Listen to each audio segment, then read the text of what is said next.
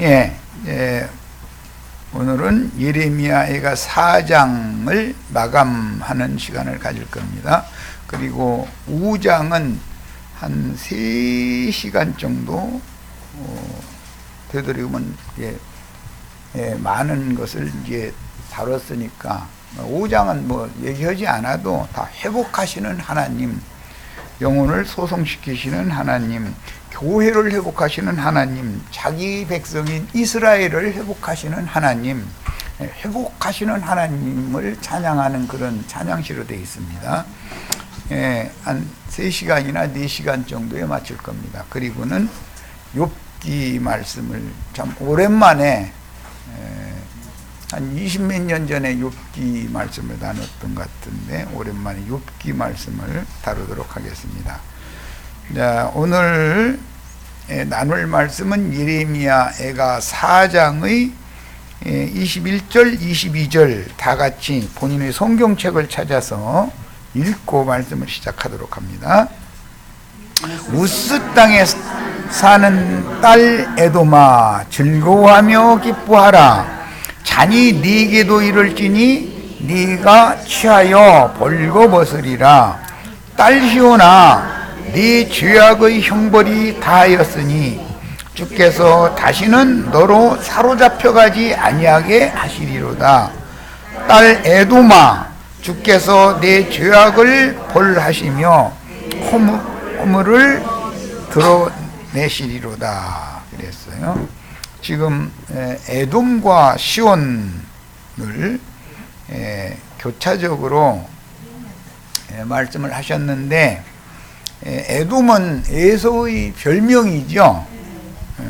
잘 아시는 것처럼 에돔 얘기가 나오면 육신에 있는 믿는 이들, 불신자들을 말하는 게 아니라 고린도전서 3장에 의하면 어린아이, 영이 너무 어린 신자들은 아직 육이 강하기 때문에 너희가 아직도 육신에 속한 자다. 그리고 그들은 오늘 홍영재님이 지금 강조해서 말씀 나눈 것도 연관이 되는데 초보의 도에 붙들려 있는 경우들이죠. 완전한 데 나가는 도를 받아들일 수준이 안 돼 있는 거죠. 영적 생명이 너무 어리니까 모든 걸 이렇게 영해로 하느냐, 영적 해석을 왜 그렇게 그냥 심히 하느냐 이러면서 싫어하는 사람들이 나오죠.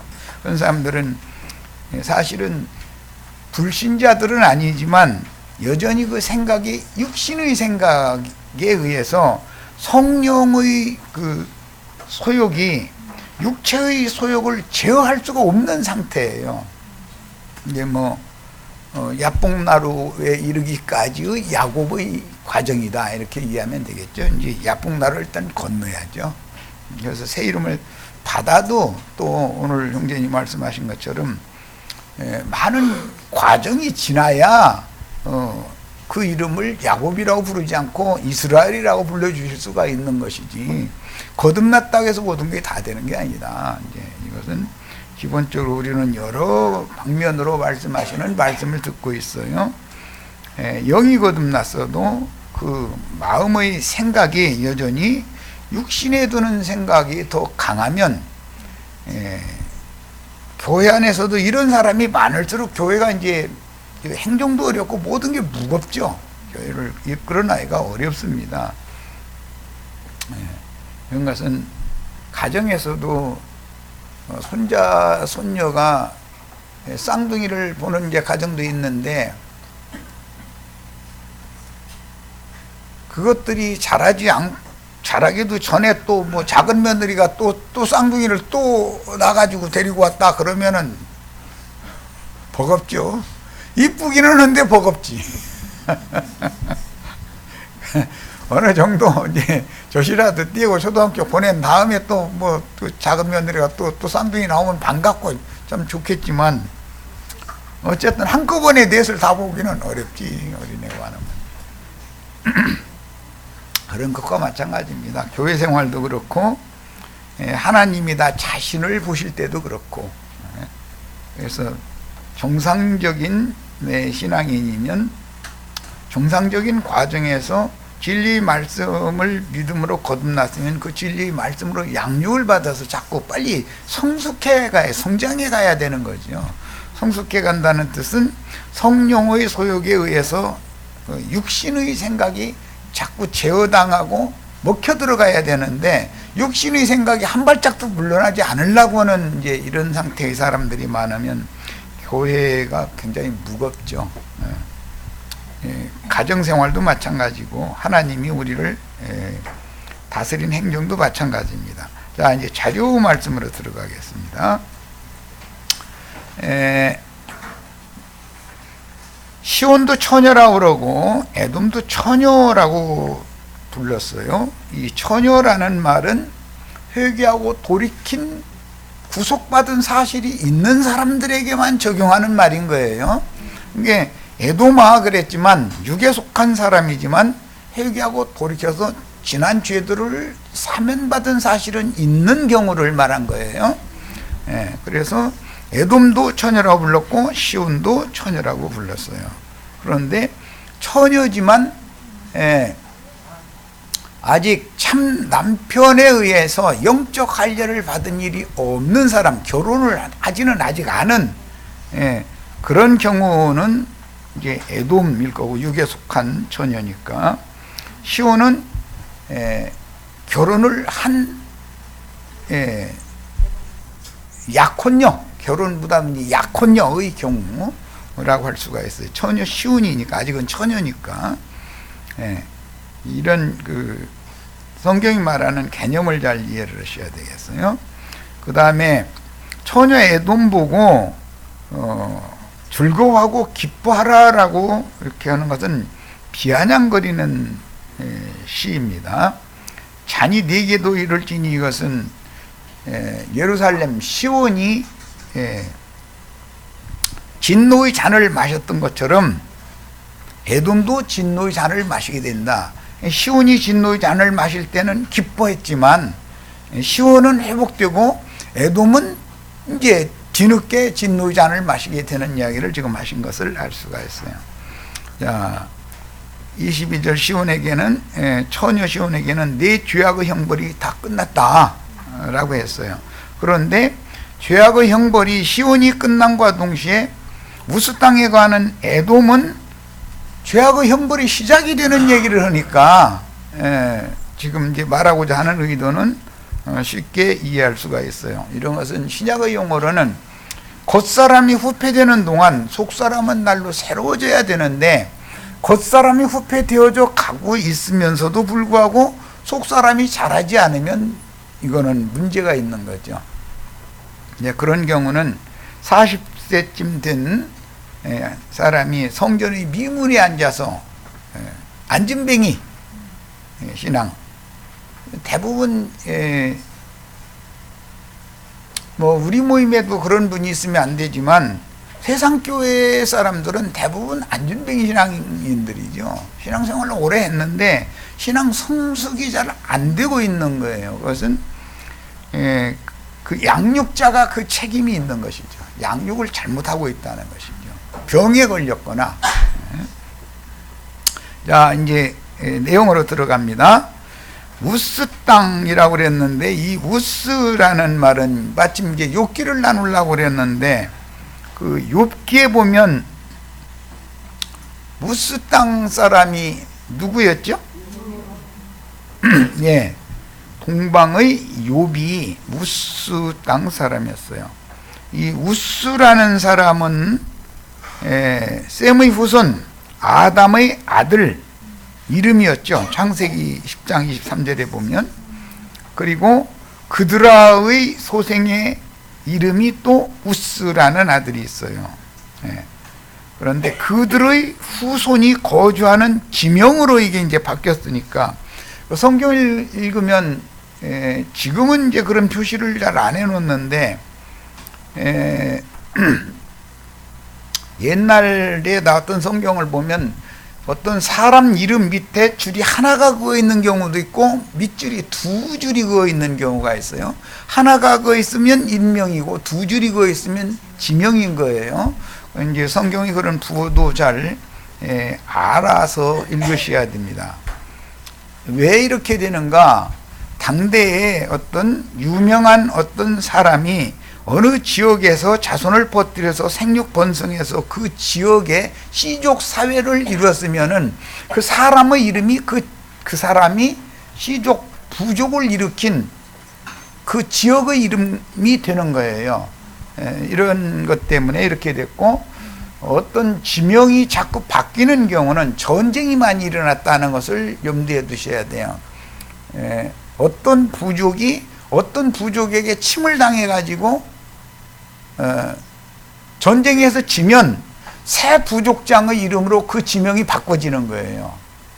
그래서 같은 지역 같은 땅인데도 그 족장의 이름이 바꿔지는 경우가 성경에는 자주 나옵니다. 이런 것을 개념을 잘 아셔야 되겠어요. 자, 이런 건 이제 영적 적용을 할 때는 기독교 계의 어느 교단, 교파에 속한 어떤 사람에게 증인들이 나가서 전도를 해서 그 기독교 계의 어떤 교단이나 교파의 그 교주를 이렇게 물리치고 거기에 이제 새털을 잡아가지고 생육 번성을 했다. 이거는 전도의 경우를 말하는 거예요. 이건 이제 신약의 사도들이 나가서 전도를 해서 중근동 지역뿐 아니라 유럽 전역을 이렇게 점령을 하게 되잖아요. 그러면 누구 이름으로 그 편지가 그 지역에 있는 어떤 성에 세워진 교회에 보내지게 되죠. 그런 것이 구약 성경에서 부족끼리의 전쟁으로 상징이 됐다 이런 말이에요. 우리는 이제 전사들인 거예요. 하나님의 군대들. 그러니까 우리는 나가서 전도를 해서 예수 그리스도 이름으로 세상 잡신들의 이름으로 어떤 세력을 떨치고 있던 사람들이 지역을 점령을 하는 것은 곧 그런 사고와 생각을 갖고 있는 사람들이 마음 땅을 차지해서 예수 그리스도께 속하게 하는 전사들이 돼야 된다는 뜻이에요. 충분히 좀 어려운 얘기지만 충분히 이해하실 수 있을 거라고 생각해요. 자, 그 다음에 이삭의 육적 장자인 에서의 별명이 에돔이었고, 그 에서는 가나안 여자들에게 처음에 장가를 들었었죠. 그런데 그 부모가 좋아하지 않는 거예요. 이게 자기 맘대로 자기가 좋아하는 가나안 여자들을 취했는데 이삭과 리브가가 즉 며느리들과 시부모님의 사이가 안 좋은 거예요. 세상에서도 시부모가 며느리를 영 안 좋아하면은 기업을 물러받기가 어렵죠. 이제 세상에서는 이제 뭐 서양에 주로 많이 이제 나오는 이야기인데, 나는 내 자식이 있어도 자식한테 안 준다. 사회에 이게 뭐 환원을 하겠다. 이러고 유언 남기고 죽는 경우도 많죠. 그런 거는 제일 알고 보면은 아들의 문제뿐 아니라 아들이 취한 아내가 부모님의 허락 없이 지멋대로 취한 아내인 경우가 많은 거예요. 그럼 사이가 안 좋은 거예요, 시부모. 그러면 왜 내가 수고해서 모은 재산 뭐 이런 것을 자기 며느리 몫으로 주고자 하지 않는 경우가 생기는 거죠. 이제 그런 경우를 고대 사회에서는 특히 이게 굉장히 중요했기 때문에 리브가와 이삭이 그 장자의 두 며느리를 영 탐탁하게 여기지 않은 거예요. 그걸 알고 장가를 다시 한번 들었죠. 그런데 그는 아브라함의 후처였던 그드라의 소생 여자에게 또 세 번째 여자를 데리고 왔는데 리브가와 이삭은 그것도 마음에 안 드는 거예요. 그런데 그거는 왜 부모의 허락을 받은 것이 아니라 에서가 지 맘대로 자기가 좋아하는 여자를 취해왔기 때문에 이제 그런 것이죠. 그래서 그드라의 소생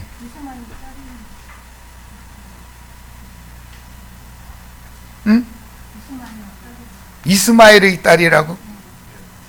아, 이스마엘의 딸. 예, 내가 여기 그럼 잘못 했네. 세 번째 그 며느리는 이스마엘의 딸. 예. 장가를 이제 세 번을 들었는데 아까 내가 그드라의 소생이라고 한 건 내가 지금 잘못 얘기를 한 것 같아요. 그런데 그 세 며느리가 모두 다 시부모님하고는 안 맞았어요. 특히 시어머니가 아주 뭐 이제 극도로 싫어했죠. 그래서 막 내 살 맛이 안 난다 뭐 이럴 정도로 막 남편한테 불평을 할 정도로 그 며느리 아이들 그냥 보는 것 자체가 싫은 거예요, 시어머니가. 그래서 그 둘째 아들인 야곱을 자기 친정으로 이렇게 남편 이삭을 설득해 가지고 자기 친정 동네로 보내게 되죠. 그 사이에 뭐 이제 물론 장자권의 축복받은 문제가 이제 갈등이 생기는 문제도 나오고 그랬지만은 어쨌든 부모님의 허락 없이 결혼을 한다는 것은 고대 사회에서는 거의 있을 수 없는 일이었었고 이것은 부모님에 대한 거역이고 반역으로 봤었던 거예요.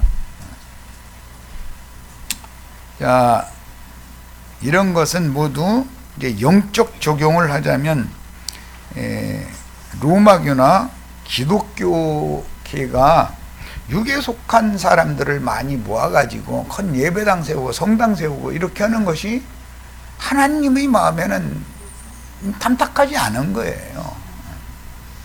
그런 걸 상징하는 것이죠. 반드시 회개하고 복음을 믿음으로 구원 얻은 성도들을 모아서 교회를 세워야만 하나님이 며느리로 인정을 하고 그 며느리가 낳은 자식에게 후사로 정해주고 한다는 것이죠. 이런 것을 잘 알면 교회 생활이라는 것이 얼마나 함부로 할 수 없는 것인가. 교회는 구약의 하나님에게 말하자면 구약의 이스라엘 나라나 구약의 하나님에게 말하자면 교회는 며느리잖아요. 입장이. 그런 것을 잘 이해하셔야 됩니다. 그 다음에 셈의 후손인 아람의 아들이요 아브라함의 후손인 우스에 거주하던 사람들이 에돔 족속이라고 했고 그들이 동방의 바벨론 군대의 선두부대가 되어져서 예루살렘을 맨 앞장서서 공격을 했다는 거예요. 역사적인 사실을 했다는 거예요. 이제 이렇게 할 때는 느부갓네살이 느부갓네살의 그 본국 군대를 선두부대로 세우면 성을 정복하지 못할 거라는 걸 알고 있었기 때문에 대대로 에서와 야곱이 갈등 관계에 있었고 그 후대까지도 야곱 족속을 에서 족속이 미워한다는 걸 알고 있었기 때문에 에서의 후예들을 통해서 선두부대를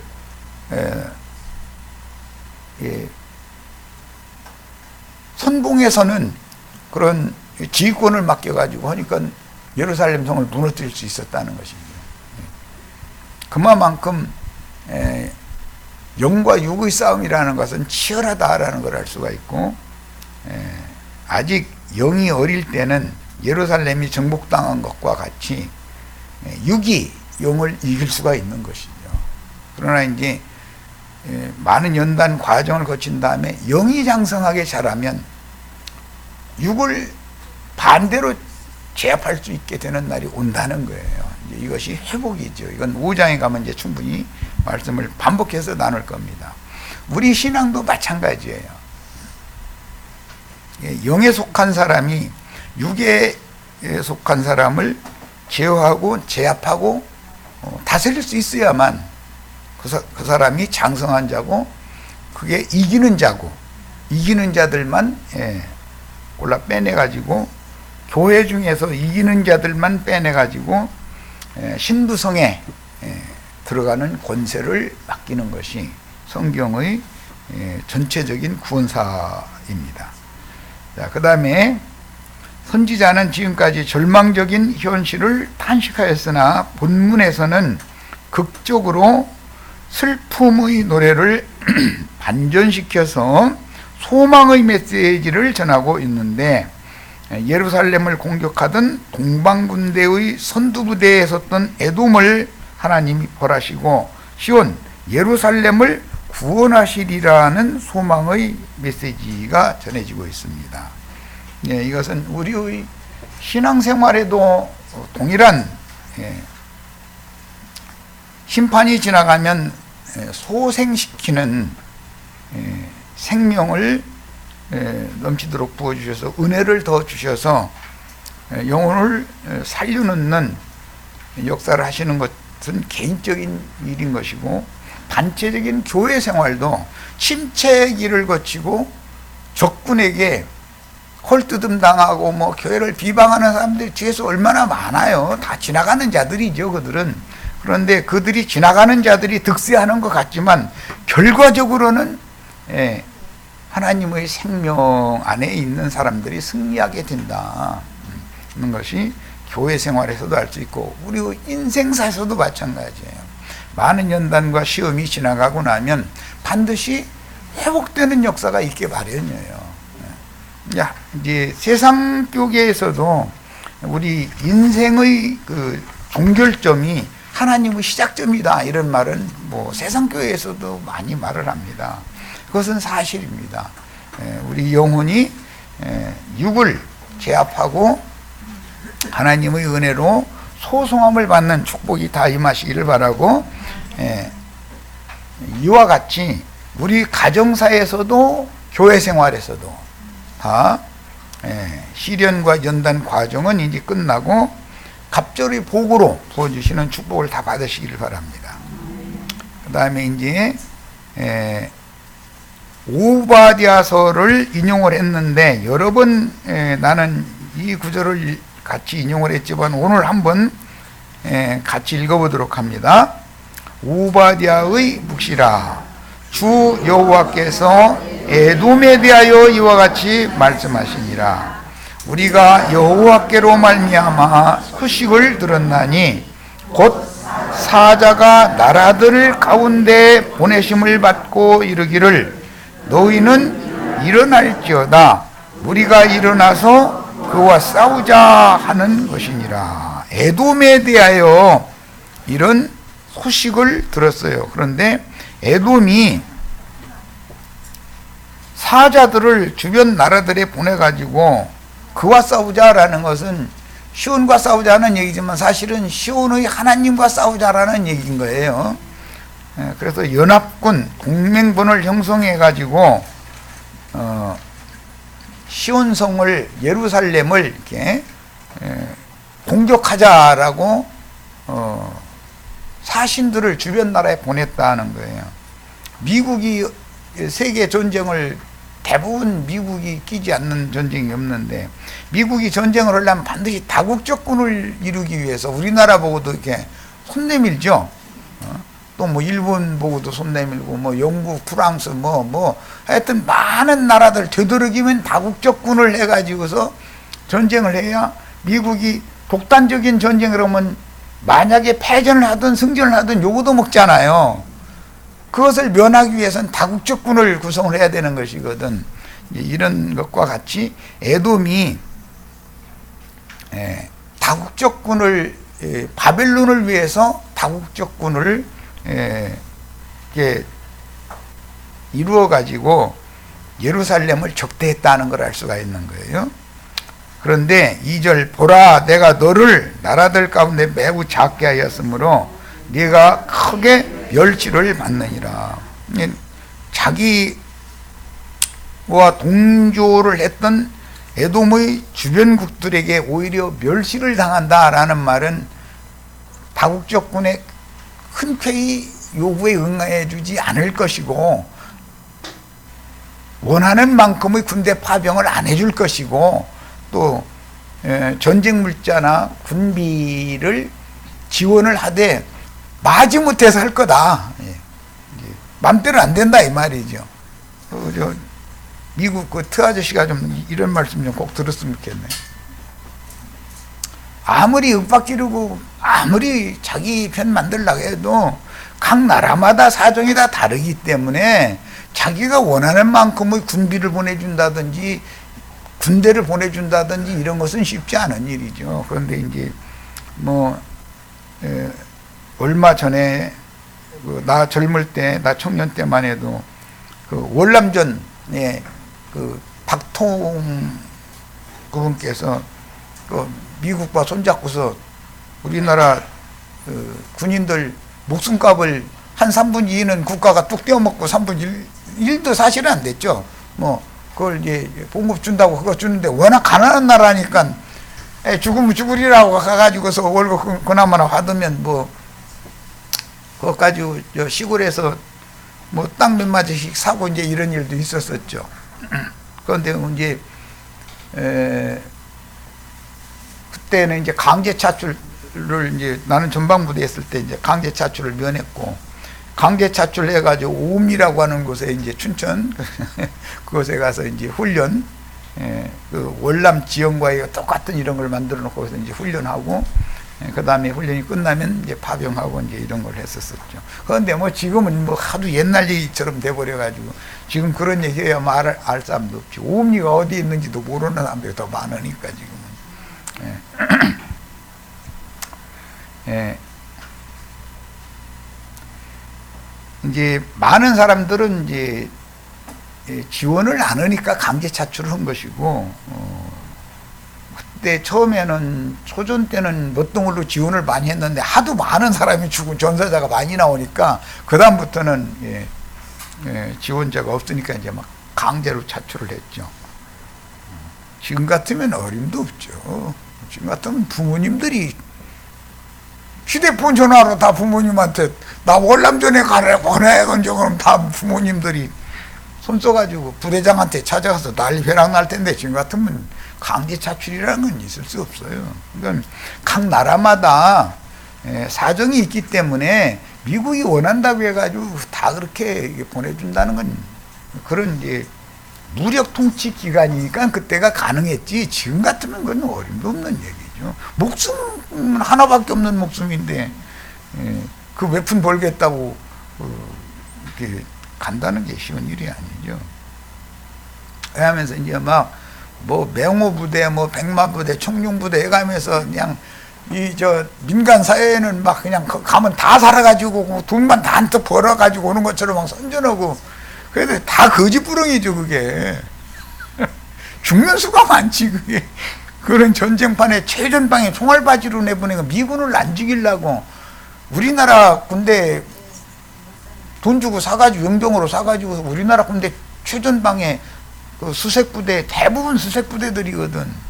가면 다 죽는 거죠. 뭐 10명 나가면 7명은 죽는 건데. 그런데도 그냥 후방에 있는 국민들을 그냥 뭐 막 가서 돈만 받아갖고 오는 줄 알고 이러고 참 세상 어리석었죠.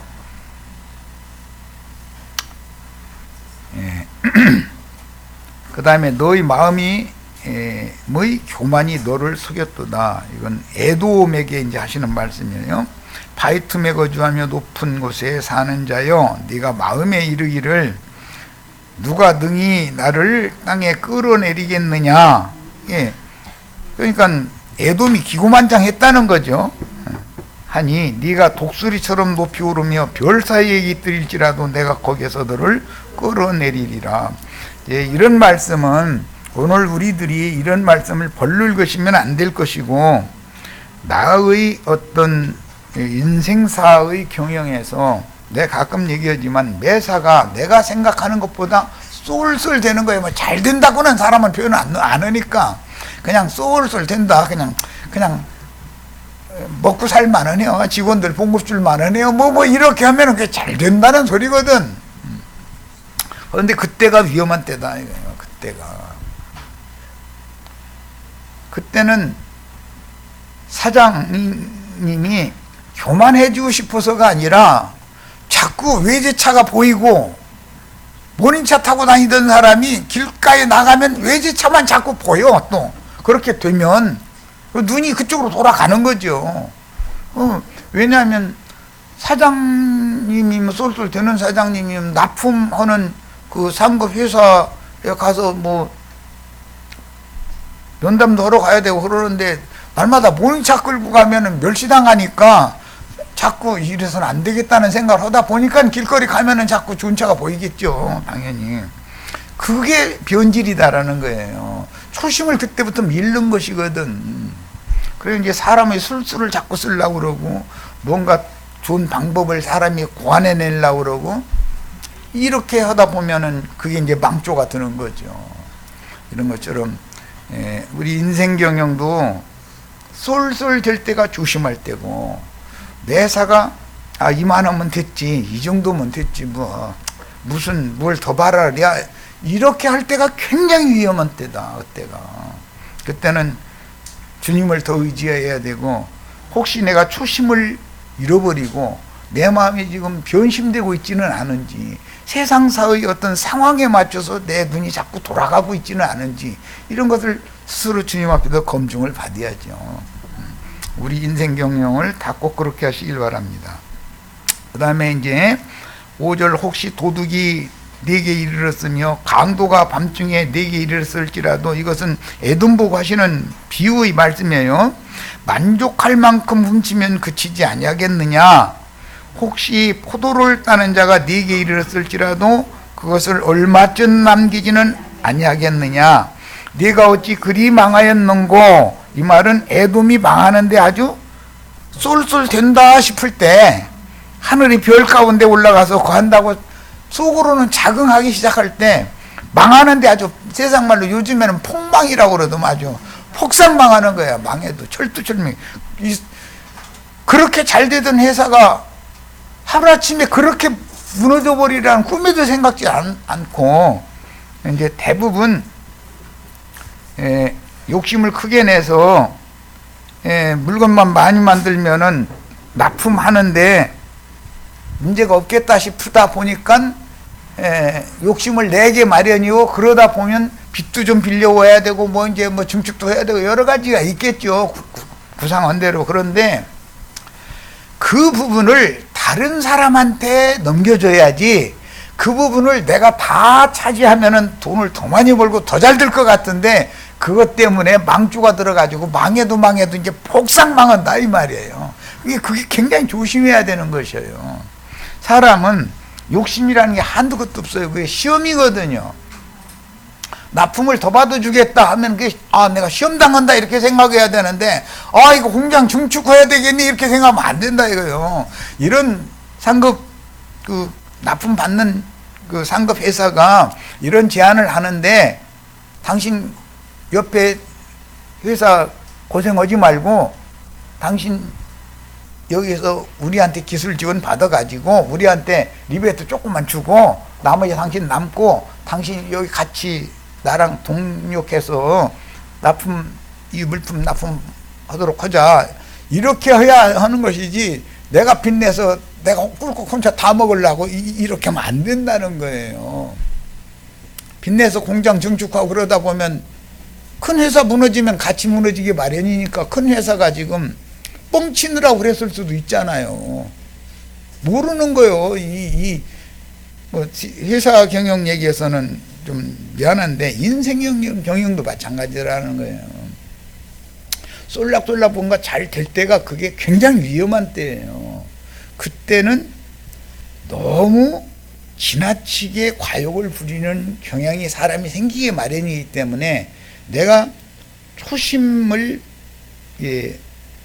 지킨다는 게 쉽지가 않아요. 초심을 끝까지 지키면 주님이 그를 지켜주실 수 있지만 그가 시험을 당할 수 있는 것이거든. 그것은 신앙생활을 오래 한 우리 형제 자매님들은 이 말을 다 충분히 이해하시고 함부로 인생을 너무 함부로 경영해가지고 아주 갑작스럽게 이렇게 세상 말로 망조가 드는 그런 인생을 마감하시면 안 됩니다. 나이가 들어갈수록 더 안정적이고 성공적인 인생을 마감을 하셔야 돼요.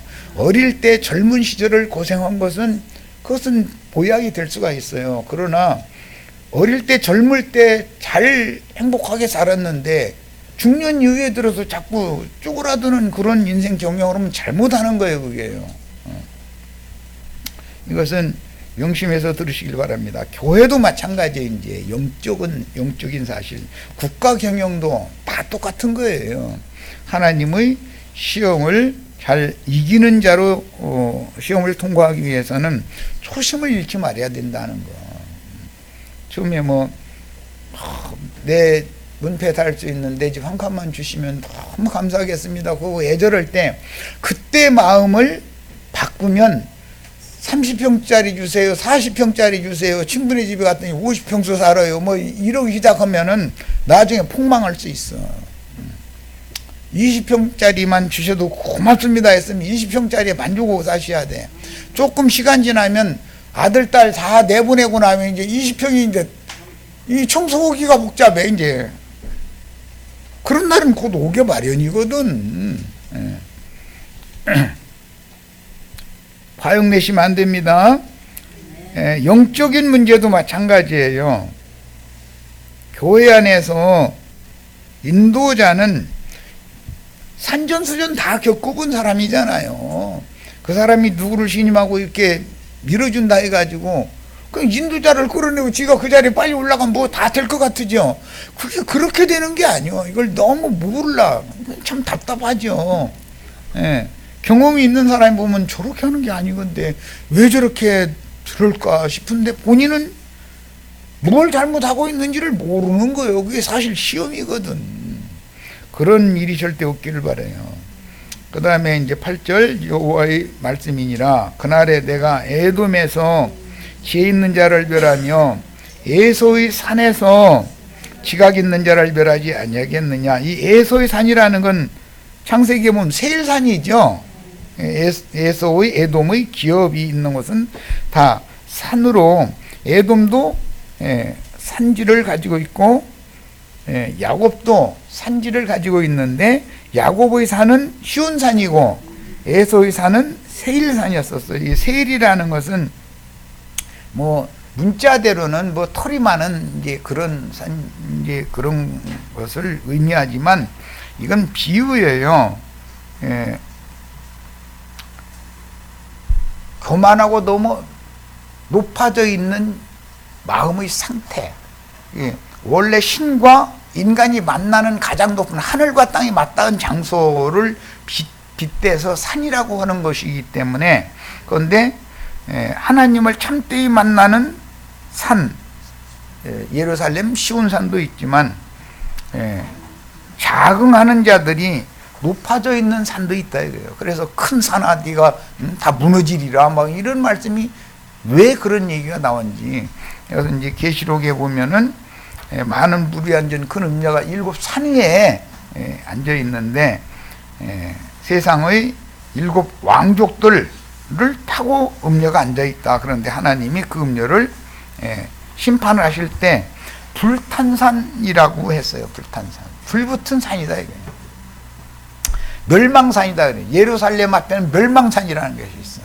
솔로몬이 자기 그 첩들을 위해서 멸망산에다가 산당들을 다 지어줬다는 거잖아요.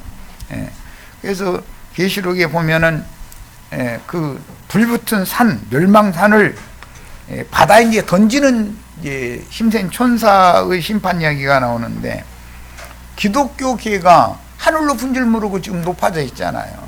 그런데 지금 불 붙었잖아요.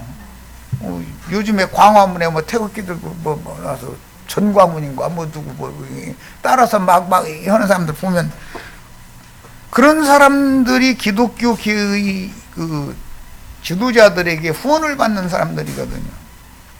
그럼 기독교계가 이렇게 지금 심판받고 있다는 뜻인 거거든. 그런데 본인들은 뭐가 된 줄 알고 지금 저러고 하늘 높은 줄 모르고 저러고 있는 거죠. 어리석은 거죠. 이 진리를 아는 사람의 눈에 보면 야, 사람들이 저렇게 못 깨달을까 싶은데 그 사람들은 지금 아주 이제 기고만장하는 거지 참 어리석은 일이죠. 이런 것처럼 우리의 심령과 마음의 상태도 기고만장하면 망하게 마련이다라는 거. 예. 그래서 이제 에서의 산에서 지각이 있는 자를 멸하지 않겠느냐. 에서의 산에서 지각이 있는 자라고 하면은 기독교계에서 그래도 이거는 아니다 하는 사람들이잖아요. 그런 사람들을 하나님이 다 멸한다라는 건 하늘 별을 3분의 1을 용이 꼬리로 끌어서 땅에 던지는 것처럼 타락시켜버린다 이거예요. 그러면 그들의 마음도 태극기 파가 돼버리는 거죠 뭐. 그러면은 하나님이 버린 거다 이거예요. 정치적인 얘기를 이게 섞어서 좀 죄송합니다만은 너무 어리석게 굴지 말라 이거예요. 기고만장하지 말라 이런 말이에요. 그 다음에 드마나 그랬는데 에서의 손자 이름이 드만이었죠. 대만 사람 얘기가 욥기에 나오죠. 욥기 1장 9절에도 나오고 2장 11절에도 나오는데 엘리바스가 대만 사람이었었잖아요. 드만 사람이었어요.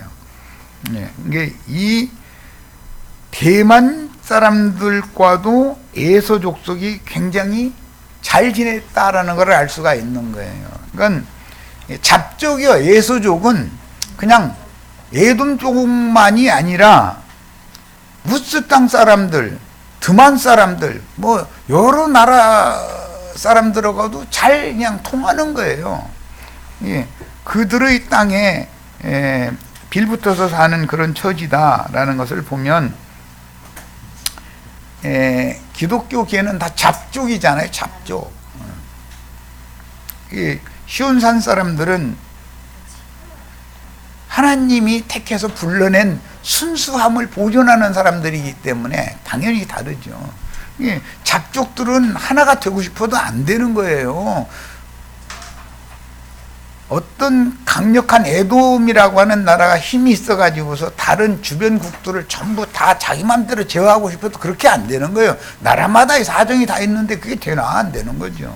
미국이 지금 저런 야심을 품고 있는 게 다 보이죠?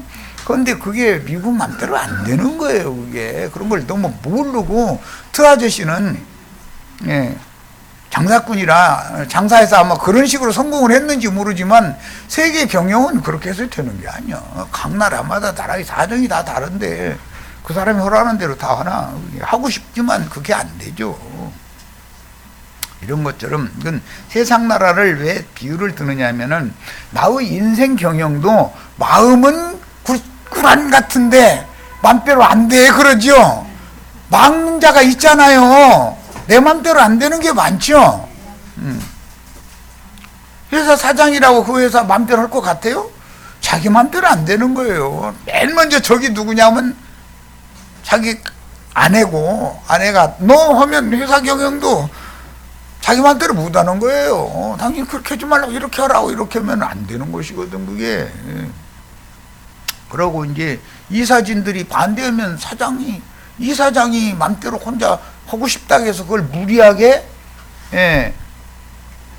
다른 이사들의 의견을 무시해버리고 끌어 나가버렸다가는 자기 이사장 자리가 위태로워져 버려. 심지어 사장 자리가 위태로워져 버려. 이런 것처럼 인생 경영도 그렇고 교회 생활이라고 하는 것이 사람의 맘대로 뭘 교회를 인도자라고 해도 이렇게 저렇게 맘대로 하려고 절대 하면 안 된다. 주님께서 맡겨두고 주님께서 하라는 대로 그냥 맡겨두면 주님께서 경영하시는 것은 제일 잘하는 거예요. 그런데 사람은 그게 사람의 생각을 자꾸 해서 뭐 기도에 가면 자기 생각을 자꾸 주장하려고는 그게 기도라고 생각을 하는데 나는 너한테 그런 기도 하라고 한 것이 아니야. 그런데도 불구하고 인간의 원함과 하나님이 다툴 수가 있는 것이거든. 이런 것처럼 가정 경영도 그렇고 인간 경영도 그렇고 매사가 다 그런 겁니다. 지금 뭐 우리나라 뭐 안 올 때지만 문 대통령이 자기 생각대로 못 하잖아요.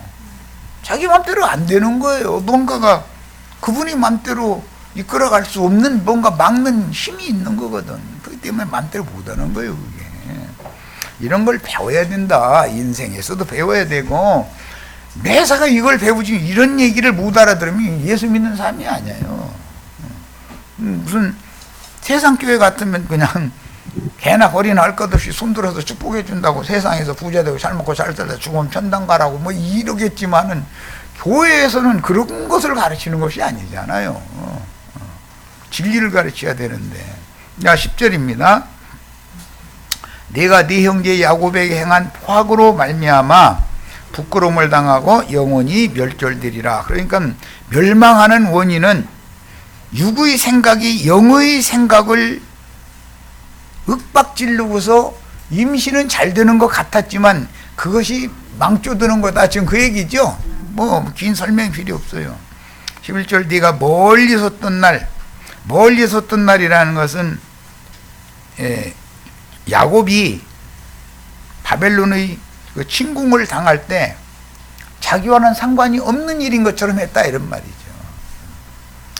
나라고 하는 사람은 겉사람이 속사람의 그 양심의 소리를 너무 피상적으로 객관적으로 듣지 않으려고 하는 경향이 우리는 많이 있죠. 그 멀리 있는 거잖아요. 그게 저 죽으려고 하는 짓이다 이거예요.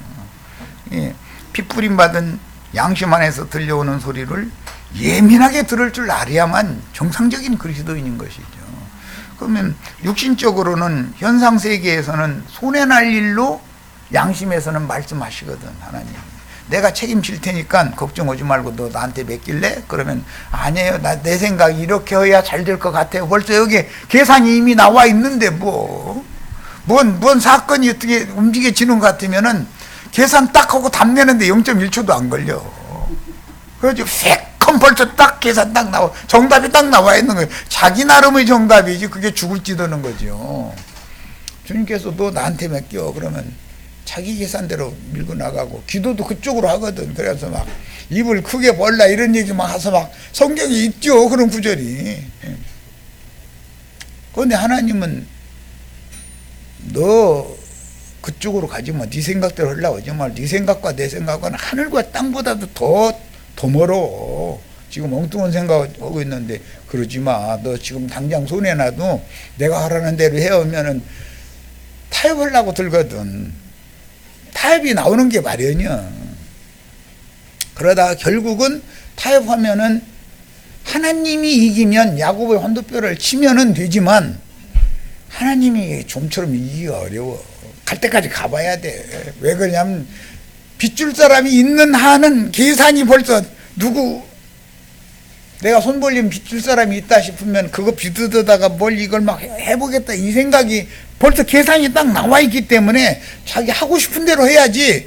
그래서 할 때까지 해야 된다는 거예요. 그 전에는 손들기 어려운 거예요. 그 전에 손들면 주님께서도 얼마나 칭찬하고 빨리 회복시켜 주시고 해결하시겠어요. 그런데 그렇게 사람은 그렇게 안 되는 거거든. 이건 뭐 내 얘기하는 거예요. 나도 다 이거 해봐서 알아. 우리 저기 이영애 사람의 계산 굴리면 안 된다는 거 배우셔야 돼. 영 말 안 들으면 그 목숨 거둬가 버릴 수도 있어. 계속 말 안 듣고 하나님하고 다툼을 계속 하려고 그러면 이렇게도 못 알아들어? 이렇게까지 누르는데도 못 알아들어? 그러면 안 되겠다. 야, 넌 없는 게 낫겠다. 뭐 데려가는 거지 뭐. 얼마든지 그러실 수도 있어요. 이것을 우리 인정해야 돼요. 절대 주권자의 손에 의해서. 이제 나 같은 경우는 이제 몇몇 이제 그런 분들을 보면서 우리는 배워야 된다 이거예요. 폭망할 필요는 있냐 이거요. 적당하게 망할 때 손들면 회복이 빠르지 않냐고 말이야. 야, 이제 네가 형제의 날 곧 재앙의 날에 방관할 것이 아니다. 멀리 있는 자로 그렇게 육의 생각과 영의 생각은 하늘과 땅만큼 먼 거거든. 그보다 더 멀지요 사실은. 그런데 매사를 이 뱃머리가 깨지기 전에 이게 휙휙 돌아갈 때는 어떻게 이렇게 계산이 벌써 답이 딱 나와. 이놈의 0.1초도 안 걸려. 나 정말 사람 죽어 이놈의. 하나님이 하시는 일은 뱃머리를 깨는 거잖아요. 그럼 뭐예요? 인간의 이 육신의 생각이 잔머리 굴리는 걸 딱 끝내는 것인데 이게 깨지기가 그렇게 쉽지 않더라는 거예요. 나 이거 해보면 아주 사람 죽어 이놈이고. 잔머리 굴리시 말기를 바래요. 양심에서 들려오시는 핏소리가 들리면 아멘하고 순종하고 맡기셔야 돼요. 아멘. 지금까지 내가 한 거 경영 잘못했습니다. 그거 인정합니다. 주님 손에 맡깁니다. 이제 알아서 해주세요. 그러면 너 제발 가만히 좀 있어. 이제 그럴 거 아니에요. 가만히 있어야 내가 무언가를 하지. 네가 자꾸 다줘서 하니 내가 뒷전에서 기다려야지. 어떻게 했냐. 아직도 끝 안 났냐. 그러면 끝날라 멀었대. 아직도 지금 어디 누구한테 가서 손 벌리면 장사자본 1억이나 2억 빌려줄만 하대. 그럼 빌려다 써. 이제 이러시는 거지. 어떻게 할 거요. 그래서 그러니 그런데 그렇게 고집을 부리면 남는 건 빚밖에 없어. 그러고 빚만 남으면야 몸만 건강하면 죽지는 않아. 그런데 당연히 남는 것은 병 붙으면 따라오게 마련이거든. 그러고 빚은 빚대로 딱 남아있고 그러면 회복하기가 어렵잖아. 그래도 그때라도 돌이키면 주님은 병을 고치시고 빚도 해결해 주실 수 있는 대안을 가지고 계시거든. 그만큼 내가 함부로 행한 것만큼 이제 벌칙은 당해야 되는 거지. 매를 또 당해야 되는 거지. 이건 당연한 거예요. 회복을 하면. 꽁으로 회복되는 일은 절대로 없어요. 우리 인간사에서도 해보면 한번 실패하면은 공짜로 회복되는 일은 절대 없는 거예요. 실패를 당하지를 말해야지. 믿음으로 맡겨야지 인생 자체를. 그리고 내가 지금까지 뭔가 쏠락쏠락 된 것 같아도 너무 자긍심 가지면 안 돼요. 내가 똑똑하고 내가 계산 잘 돼서 그러고 그런 게 아니에요. 하나님이 나를 그렇게 지켜주셨고 그렇게 인생을 인도해 주셨기 때문에 오늘 내가 이 자리에 있는 것이지, 하나님이 엉뚱한 길로 가도록 놔뒀더라면 나 벌써 망해가지고 큰일 날 뻔한 사람이요. 다 그렇죠. 얘기가 너무 길어졌는데 15절이죠. 여호와께서 만국을 벌할 날이 가까웠나니, 만국은 에돔과 짝한 만국이에요. 네가 행한 대로 너도 받을 것인즉. 행한 대로라는 것은 시온을 너무 이렇게 무시하고, 즉 이제 쉽게 표현하자면 영의 생각을 무시하고 육의 생각으로 다 이렇게 멋대로 했다 이 말이에요. 그러면 네가 그렇게 한 대로 너도 받는다. 지금 그 얘기죠. 뭐 쭉 설명했으니까. 그래서 이런 말씀을 경고로 다 받으셔가지고 실패하는 인생 절대로 교회 안에 있는 우리 형제 자매님들은 그렇게 회복하기 어려운 지경에까지 실패를 하는 그런 일이 절대 없기를 바랍니다. 17절로 갑니다. 오직 시온산에서 피할 자가 있으리니 그 산이 거룩할 것이요 야곱 족속은 자기 기업을 누릴 것이며 야곱 족속은 둘이 될 것이요 요셉 족속은 불꽃이 될 것이요 에서 족속은 지푸라기가 될 것이다. 이 말씀을 고린도전서 3장 12절로 15절에 인용을 했는데 거기 읽고 마치겠습니다. 그리고 이제 자료는 그냥 읽으시면 됩니다. 고린도전서 3장에 보겠습니다. 자, 읽고 마칩니다. 고린도전서 3장 이렇게, 자 12절부터 15절 읽습니다.